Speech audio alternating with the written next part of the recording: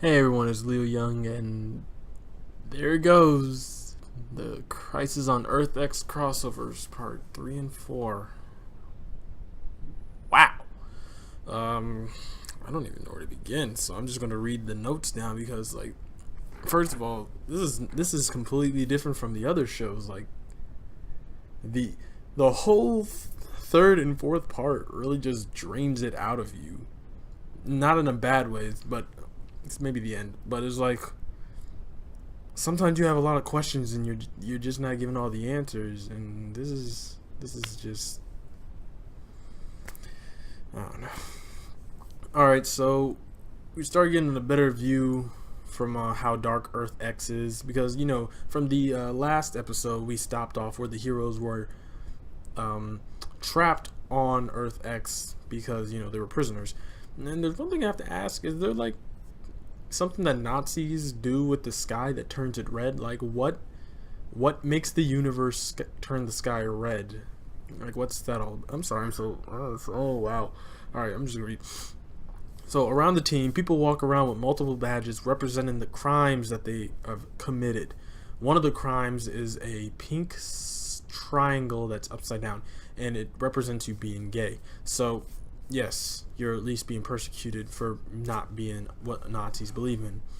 We quickly turn back to Earth 1, where we find both Team Flash and Arrow locked up in the pipeline at Star Labs. And then finally we find Supergirl tied down to a chair, threatened by Thawne, who's ready to cut her open and get her heart. Now, this is just to catch everyone up on the situation. Felicity and Iris are like, oh wow, we really need to save Supergirl or Kara. But the only way we can do that is by getting Cisco. So we go back to Earth X and we see Quentin Lance's doppelganger, detective, officer, commissioner, Quentin Lance from Arrow. And he's like one of the generals or leaders for the Nazis, and he meets Sarah. And pretty much they have like a discussion, but he says that he killed Earth X Sarah because she also was a lesbian. And he just was like, I exterminated that from the gene pool. So he takes the rest of the heroes and Sarah and this other prisoner with the triangle to be executed. And the thing about this one is, if it wasn't for the fact that this was a CW show, if this was like the last show they would ever show, really they could have ended there, because they have these inhibitor collars that stop them from doing anything, and the Nazis had them. All they had to do was grata-ta-ta-ta. But it's not that simple. You see, as they're about to be executed, Citizen Cold, Leonard Snart's Earth X doppelganger, shows up and he frees them. And he frees this other prisoner, the other prisoner with the pink triangle. And it turns out that prisoner is the new hero, Ray. So they all run around. They all free themselves. They get out of there and they go follow Snart back to the Resistance hideout, where we are then introduced to General, I guess I forgot the entire title, but they are introduced to General Winslow Schott, the leader of the Resistance. And the thing about it is, he's very aggressive. He's not like Earth 3 Supergirl's Winslow. This dude is like, I'm going to kill every Nazi out there. And the plan is, while the main Nazi leaders, the Fuhrer, which is Dark Archer, Overgirl, and Eobard Thawne, while they're on the main Earth, Winslow is going to destroy this device that allows the Nazis to travel between the worlds. And destroying that device will trap all the I'm guessing that they're the only three dangerous members of the Nazi regime on their Earth. So they're gonna go trap Overgirl, they're gonna go trap Eobard, they're gonna go trap Oliver on the main Earth. Only problem is, he's gonna do that before the main heroes can return back to their world. So there you go, hey, please, no, Alex, she's like, on my world, you're a good guy, please let us do this. And he's like, alright, fine, I'll do it. And then we also learned something new about it. We also learned that Ray is from Earth 1. He's from the main Earth. They never explain how he got there. And that's one of the things I'm saying. It's like they add all these things, but they never really, get into it. They never delve into the taste of it. You don't really understand what's going on. So 1, he's from Earth 1, and 2, he's gay, and 3, he's gay with Leonard Snart, or as he likes to be called, Leo, which is a Leo, which is a very cool thing because I remember that Whitworth Miller, person who plays Captain Cold, wanted Captain Cold to be pansexual or bisexual in Legends of Tomorrow, but the act apparently, I guess because Sarah's character was already in that light, they wanted to be like, yeah, we don't really need that right now. We're putting that out. So, you know, we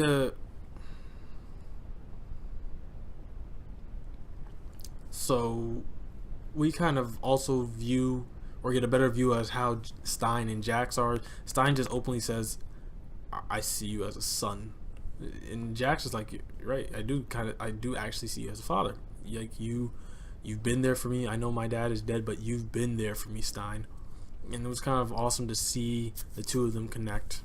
So as the team moves to escape Earth X and get back to Earth 1, we go back to Earth, to the main Earth, and we get a little bit of insight on Thawne's history in the Arrowverse. All in all, one interesting fact is, while he's about to cut open Supergirl, Supergirl's like, my cousin will get you, and Thawne just goes, I fought your cousin once in the future. He's fast, but he's not fast enough. And that blew my mind. I was like, so you fought Superman? Superman's been Thawne. Tom Cavanaugh, someone please cut this part out and send it to Tom Cavanaugh. You are probably the only reason I continued to watch the show, because I would have only watched the beginning and I would have only watched the end. If it wasn't for you, I would have never continued watching. You just steal every scene you walk into. Thank you for making this amazing, especially at the end. So back on the Earth X, because Earth 1 was a quick one. They just want to explain how that all happened. It's like, oh, I've fought Superman. There you go. It's great. So we return back to Earth X, and they do the whole, oh, I look like my doppelganger, so I'm going to dress up as the Führer. We're going to sneak into the old Resistance base and basically use that to teleport our way back to Earth 1. And it works almost, except the General Quentin, he brings in a Earth X version of Felicity, and he's like, deal with her. I know how you like killing the Jews. Pretty much, she's Jewish, so he's pretty much saying it just like that. And so Oliver just can't do it. So he breaks character, aims the gun at Quentin, and presses the trigger, and it's an empty gun. He's like, you think I would give you a real gun before learning your true name? I was like, that's okay. It was a cool trick, but like, you would think that Oliver would know what a loaded gun feels like compared to an empty gun. I'm just saying. I've seen it actually happen before. So they get into a fight with the Nazis, and they're all trying to get it done. They're trying to get out as quickly as possible, and that's when Snart or Leo gets a call from Wynn, the general commander of the Resistance, and he's like, hey, yeah, I'm not doing that. I'm going to send the weapon. And so Snart warns them. He's like, hey, you guys need to hurry because the general sent a weapon. Now this is the important part. The weapon that he sent isn't like a gun or a rocket. It's Earth X version of Red Tornado. So apparently Earth X is not only the universe of Nazis, but it's the universe where the Supergirl TV show has better special effects, because Metallo's fully metal and Tornado's like CGI, yes, but like you can see how this Red Tornado's flying. Like the lower half of the body is literally just spinning around. So I was like, that's pretty interesting. That's pretty top right there. So to stall and make time to defeat the Nazis, Ray and Flash go off to fight the Red Tornado, while the rest of the heroes stay and fight the Nazis. Now, it ends when Stein is shot. That's how the third part ends. Well, it kind of begins there too. Stein is shot twice. He's shot once in the back, and as the fighting continues, he's crawling through the bullets. He tries to stand up and hit the button. He's shot one more time in the side, clicks it, and activates the device, killing the Nazis in the building, just as Flash and Ray defeated Red Tornado. Now, to save or keep him alive, what Jax did was they morphed and turned into Firestorm, which I suppose would keep, Stein's physical body in a safe state, like in a safe coma. and they return back to Earth 1. Now, continuing, like, right after, like, part 4, we see that Thawne is preparing to, like, operate on Kara, and he's kind of sick. He's like, the feeling of metal crushing through bone. So apparently he's lost his mind, and he's gone, like, complete and total psychopath. Like, from how he ended in season 1, like, he was like, oh, you know, I'm really just here to help, you know? I just want to go home. I don't want to hurt anyone. He's flipped his lid. Now he's like, I want to murder everyone in this room. I want you to have babies so I can murder their babies. And I'm like, okay, this Thawne is like, he's drinking the Hitler Kool-Aid, you know? He's the perfect Hitler youth. So as the knife touches Kara's skin, because the way they've been weakening her is they've been using this red solar radiation thing, you know? Or red solar radiation, pretty much. And that's been not baking her, but like loosening her up, making her skin just like, they want her to be weak, but not weak enough that like her heart would just. So as the blade touches her skin, it's stuck. All right, and Dark Archer's like, what are you doing? Why are you waiting? And it turns out that Ray had shrink down, and he's basically holding the knife. So he throws the knife away, knocks out pretty much everyone. Reverse Flash, Dark Archer, the Nazis in the room, and they escape. Turns out the Legends had also arrived and helped the rest of Team Arrow and Team Flash get out of the pipelines. And this pretty much all leads into the speed training room, where they all team up to fight Metallo. Now, it's not like, oh, someone hits him here, someone runs up and hits him here. It's basically the same way the Legends defeated that one time manipulating assassin from season 1. They all just basically hit this person at the same time with all their abilities. And while it was an amazing, like, astonishing feat to look at, in reality, it's not the first time they've ever done something like this. So Metallo's gone, he's dead, all the heroes are back on the main Earth. Kara's weak, Overgirl is weak because she also has to be like operated on. Switching the hearts, it's not that easy.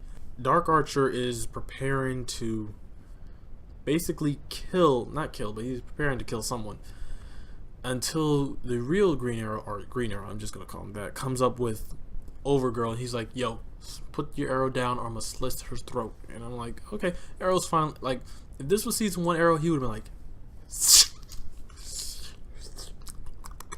and thrown her body on the floor.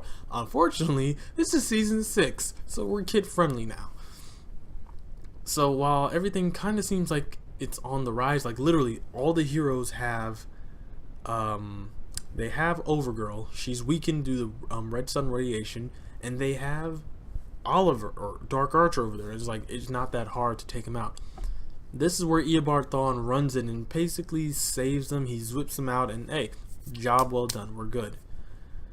Now that the battle's finally over, now that they have a moment to breathe, this is where the show starts to really weigh down on you. So Jax takes himself as Firestorm up to the Wave Rider and breaks off from Stein. He's like, Gideon, I need you to help Stein.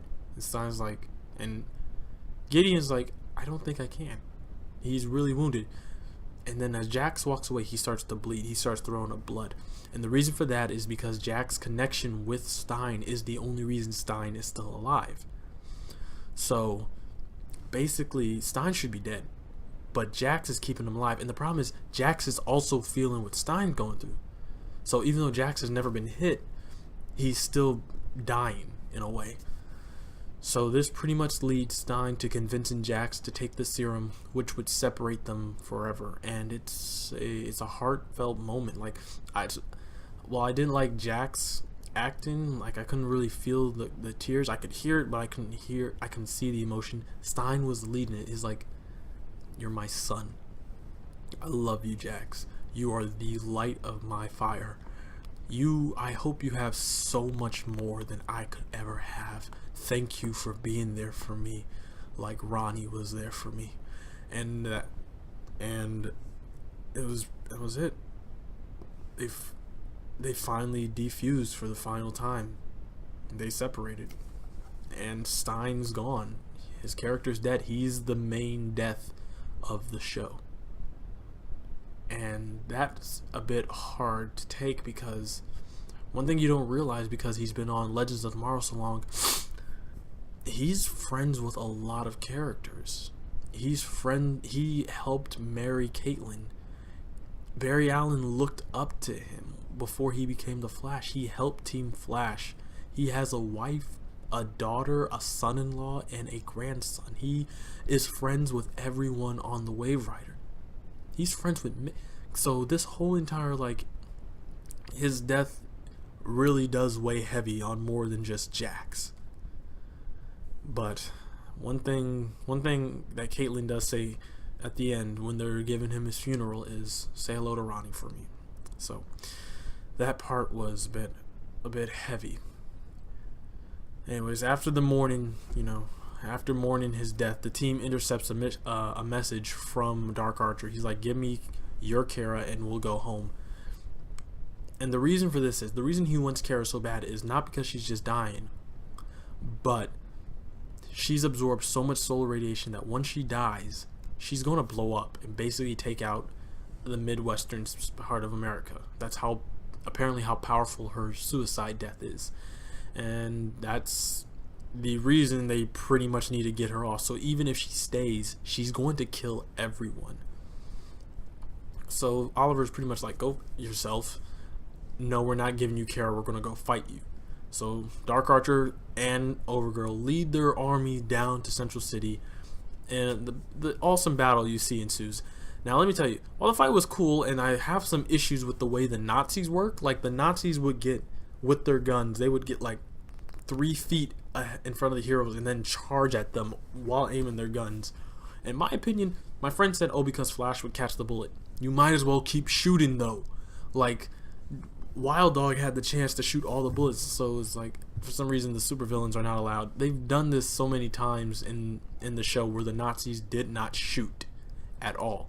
So it's kind of weird for me, and I didn't like it. The main strength of it though is that Barry and Thawne, they finally go at it again, and it is one of the most epic not epic fights, but one of the most brutal versions of their fights I've ever seen. They're actually hitting each other. You could feel the weight. It's like, and I was like, "Oh damn, well maybe someone's going to die." Let me tell you, people died.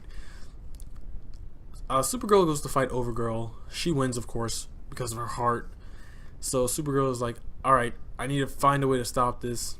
Harrison or Cisco, someone tells Supergirl, "You need to take Overgirl out of orbit," which they do. She blows up in space, and the explosion is so bright that Dark Archer turns around and he sees her and he screams, "No!" It was a disturbing no, which pretty much gave Oliver enough time to pull an arrow out. Dark Archer turned around and got hit in the heart, and done. He's done. Now, the thing about Thawne though is Barry beat Thawne and he had him up against the wall. Barry's hand is vibrating, star girls or whatever you want to, I can't remember, starships. And right before he kills him, he lets him go. And my friends are like, "I don't understand why you let him go." And it's like, because every time you kill Thawne, he comes back in a place where he shouldn't be, which just makes him more dangerous. But as I thought about it, I was like, yeah, why didn't you just knock him out and throw him in the cell? Like, this time you have the actual Thawne. Like, he's right there, get him. But he's gone. So at least we have the original OG version of Thawne. And let me explain real quick why I love that Thawne. I love that Thawne because he's the only original surviving character from the timeline before everything was changed. He is from the time where Barry or the Flash arrived in 2017 or 18. But due to the fact that he went back in time, killed Barry's mother, and changed time, he had to let Flash come in 2000. When did the show come out? 2015. So that's why I like him, because he's an actual proof. He's like, listen, I know the future. I know what is most likely going to happen. I know Jay Garrick. I know the Superman. I know the Justice League. So let me tell you something. Nobody else can keep up with me because I'm on another level. And that is why I love that version of Thawne, because he's as closest to the comic book Thawne as we're going to get. Anyways, with it all over, with the war done, you would expect Citizen Cold and Ray. By the way, if I didn't mention, because I suppose they're important. They do go with the heroes to Earth-1, but the real the real hard moment that they wanted to push was Captain Cold and Heatwave being together again, but it's like they're so opposite now because he's a hero and Heatwave is still semi-villain. So when Heatwave's killing people, he's like, "What's the matter with you?" Anyway, so while they're supposed to go home, for some strange reason, Ray returns back to Earth X while Snart Leo or Citizen Cold doesn't, which confused me because Citizen Cold is born on Earth X. The Ray is born on Earth 1. They both go to Earth 1 again, but the Ray Earth 1 born goes to Earth X, and I guess because there are no superheroes on Earth X, or there are, but then you see where I'm getting at. Anyways, so Stein, why do I keep saying Stein? So Snart decides to stick around, and he's like, "All right, cool. I'm gonna stick on Earth 1 here, but don't expect like any rogue stuff. Like he is 100% Citizen Cold. He's a good guy." And we move over to the legendary funeral zone, where so many funerals. What are they called? Graveyards. We go over to this graveyard outside of Central City where they're burying Stein. Jax gives his heartfelt speech where I pretty much said it. He talks about how heavy or how strong a presence Stein has on every other hero in the area.